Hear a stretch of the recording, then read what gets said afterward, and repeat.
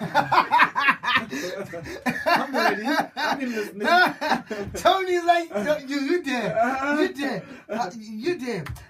Chatting to Tony and Princess, talking about African insights, and today we're talking about exile. Quick question, obviously, let me start with Princess. Is me knowing about exile relevant to me as a young person? Sorry. I think that it is very important to understand that there are different forms of exile that we'll be addressing. But basically, from the word itself, exile, being banished from your country, that's the basic understanding when you look at our historical figures.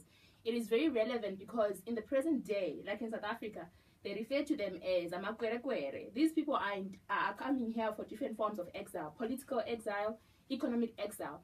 And there is this entrenched hate, fear of one black person to the other. You understand? Yeah. And so that is rooted within us as black people. I feel like we ought to understand what exile is and where it comes from and why black people tend to hate other black people because of exile.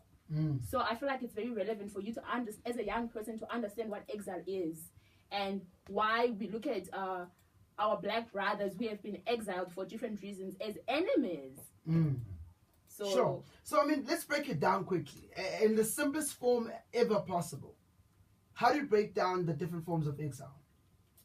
There's political exile, okay, where you're forced to leave your country because fear of assassination for political reasons. Okay, Julius is still here. We're very happy, but go on. Yes, or maybe there's a coup, and then the president is forced to go on exile because someone else is taking over the country. That's political exile, and basically that's.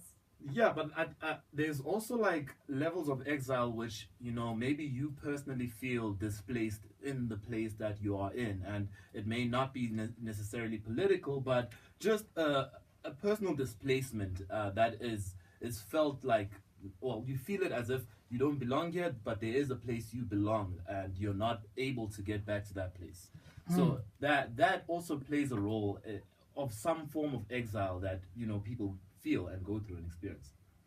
And to tap into what Tony just said, it's called internal exile. Like in South Africa, when people were moved from their from their original land and put into this resettlement that were like game parks and squashed together, that created a type of exile of the people. It alienated the people from the land that they owned, from even in terms of languages.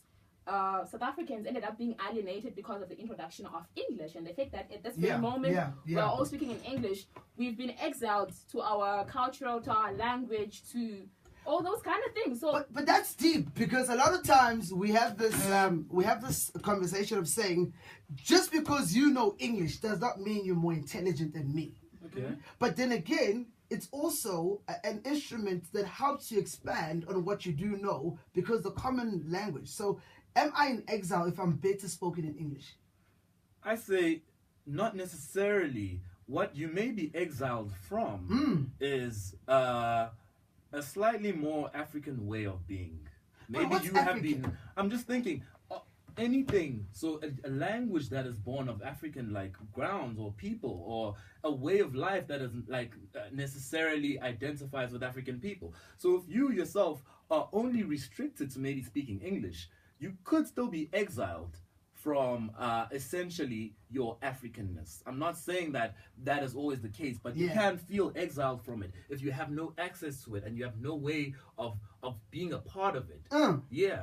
Okay, Princess? And exile is not always forced. It can be a personal choice. That's why you have parents who make choices on behalf of their children to send them to Model C schools or white schools, whatever you want to call these schools.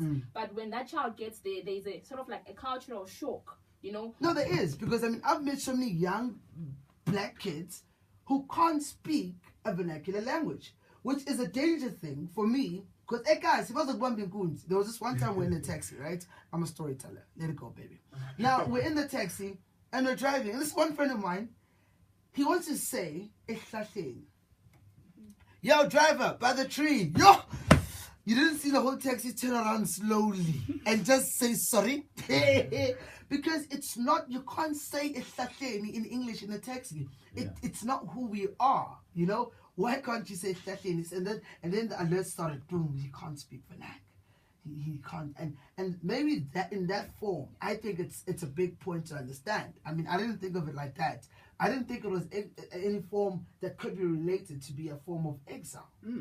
I mean, the very fact that, we go through different experiences and we meet a diverse nation of people. Yeah. I know I had personal issues where I was exiled from a group of friends, basically on a racial basis. I'm like, hey, my grandmother doesn't like black people, so we're friends, but not at that level. I was not given that access. I know what you mean, bro. That is also a form of exile in itself, where you yourself may desire to be a part of or identify with people, but you're just not given that space. You're just not allowed to get that close or something like that. Sure. Crazy stuff. So if you're joining the conversation, it is the UJFM Drive. My name is Melody Miya, but also with the Pumzile Wankuti in studio, joined by Princess and also Tony, who are recent graduates, master's graduates, just to put it out there. And the whole conversation is talking about exile. I mean, we're talking about slavery last week indirectly, which forms part of African Insights. But now we've spoken about issues. How do we solve them? Because it's useless talking about them and making people aware, but every time they encounter them, how do we deal with it? How do I deal with that? I think the first point is being able to talk about and articulate them. I know it sounds circular because we just spoke about it, but if you can't understand and articulate that you are exiled, it's hard for us to even identify that there's a problem. So we need to develop a language for people that is normal and easy to use. When you feel exiled, you can express yourself and say, you know what, this is not my place and I don't feel at home in this situation. And we need to open dialogue that allows for people to speak freely about things like that. Because I mean, people who've been living in South Africa for their whole lives may feel like, I don't belong here. I should have gone to Australia 20 years ago, and stuff like that. But we don't seem to allow for even a dialogue of that nature. We seem to just hold these things back and say, let's just mesh up and everyone get along, and we're forced to get along. But yeah, we need to start now moving the gears by starting the conversation. For me, in the spirit of Ubuntu, Pan-Africanism, speaking about exile, I feel like it starts from self-hate, right? Yeah. Exile, from my perspective, is for instance, in South Africa, you find other black Africans exiling other black Africans on the basis that they're not from here. And I feel that behavior is rooted in the fact that they hate themselves, but they don't know it. Why would you fear another black sister? Yeah. So there's something entrenched in that hate. And the reason why we are talking about this, we want the youth to also have that self-introspection to say, why would I look at my black brother and see him as an enemy? Why is that mindset there? And in terms of languages or of being alienated within different communities, whether it's a case of your sexual orientation or whatever, whether I want to call it discrimination or want to call it exile, in that aspect, we tend to end up exiling people for different reasons. And I feel like it's a relevant topic. What we do about it, I think we formulate solutions by starting to talk about it and being aware and being in the present. Yeah. So I feel like this is what we're doing here, to say we ought to reflect. We are acknowledging that as Africans we have a problem. We can't speak about Pan-Africanism or African insights or decolonization without firstly acknowledging that maybe we ourselves have a problem. Yeah. Yes. And the biggest problem we have right now is that not enough of these conversations do happen. Due to time, I have to kick you guys out. Right? It's already 5 o'clock. Boom. Wow. All right. But what I will say, in conclusion to this conversation, is that only people who study further past your postgraduate honors want to get into conversations. The people on the ground honestly don't care. And I think that's, for me, is the worrying part, based on the fact that it continues to happen because there's a level of classism. There's a level of people believe, if I live in a suburb, English is my basis, not Ikasi, not Zulu.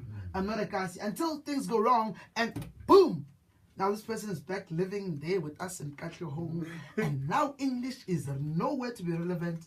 And now it feels like, oh, you think you're better. Oh, you think you know it all, And I think that's the bigger issue. The lack of pride in our own languages. In our own languages. I mean, I always get... In our skin color, we get exiled just for being black. The system exiles us. I'm going to be real awkward. I got a text that came in from Utawa Orangumalu. Says that, my brother, it's quite sad that you guys are speaking about this in foreign languages. As I wrap it up, I'm done. Management, man.